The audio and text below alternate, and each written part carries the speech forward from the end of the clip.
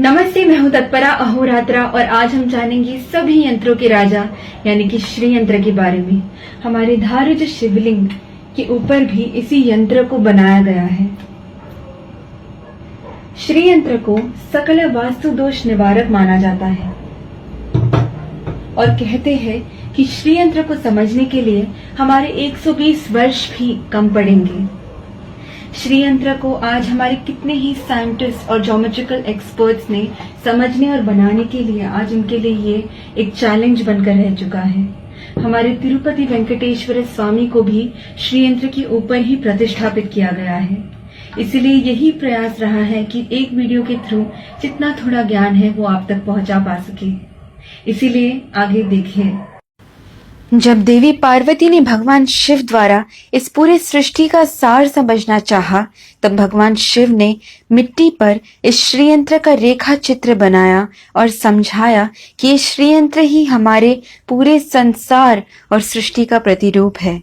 जिस जगह पर भगवान शिव ने श्रीयंत्र समझाया था, आज हम उस जगह को श्रीनगर के नाम से जानते हैं। अणु से लेकर शब्दों के मूल तक, फिर चाहे वो कृमि कीट हो, सर्प हो, वन हो और जंगल हो, पक्षियों, जानवर और मनुष्य तक के हर प्रकार के जीव जंतु को अपने में समाता है हमारा श्रीयंत्र। बिंदु का जन्म भगवान शिव के 4 त्रिकोण और देवी पार्वती के 5 त्रिकोणों के संग द्वारा हुआ था। इन 9 त्रिकोणों को जोड़ने से बने 43 त्रिकोण। ये 43 त्रिकोण हमारे शरीर के धातुओं को दर्शाते हैं। सबसे पहला त्रिकोण हर जीवी का कवच यानी कि जीवात्मा कहलाता है। फिर आते हैं अष्ट त्रिकोण जो अष्ट वसु को दर्शाते हैं यानी कि धरा, अनला, अनिला, आहा, प्रत्युषा, प्रभासा, सोमा और ध्रुवा। उसके बाहर के 2 चक्र 10 त्रिकोणों के मालाओं जैसे यंत्र को सजाते हैं। ये 10 त्रिकोण 10 अवतारों को और 10 महाविद्याओं को दर्शाते हैं। फिर आते हैं 14 त्रिकोण जो हमारे मानव के अंतर यानी 14 मनवंतरास को दर्शाते हैं। 72 महायुगों को मिलाकर बनता है एक मनवंतरा और 14 मनवंतरा मिलाकर बनता है ब्रह्म का एक दिन यानी कि एक कल्पा। उसके ऊपर 8 सिर वाले सर्पों का चक्र बना है जिसे नागदला कहते हैं। नागदलों के ऊपर 16 फूलों के पंखुड़ियों से बना हुआ एक चक्र है। फिर जो 3 परत है वो हमारे त्वचा के 3 परतों को यानी कि एक्टोडर्म, एंडोडर्म और मीजोडर्म को दर्शाते हैं। हर जीवी से लेकर ग्रहों तक, जिसे हम ओजोन लेयर के नाम से जानते हैं, ऐसे सभी के ऊपर 3 परत होते हैं। ऐसा ये श्रीयंत्र हमें समझाता है।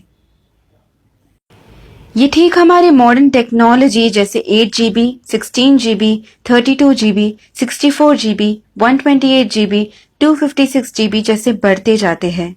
फिर आता है सदनत्रयंच, 3 परत जो हमें स्थूल शरीरा, सूक्ष्म शरीरा और कारण शरीरा समझाते हैं। ये भूर्भुव स्वाहा को दर्शाते हैं।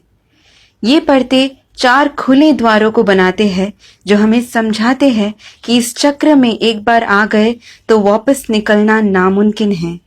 हमें मिटाने वाले भगवान शिव को जन्म देने वाले ब्रह्म के पितामह विष्णु का जन्म हुआ इसी श्रीयंत्र से। अगर आप इसे समझ गए तो आपके लिए इसके षोडश मंत्र यानी कि 16 बीजाक्षरी मंत्र को समझने और याद करने के लिए और भी ज्यादा आसानी होगी। इसके मंत्र को सभी मंत्रों का राजा माना जाता है। तो आइए सुनते हैं और समझते हैं इसके षोडश मंत्र को।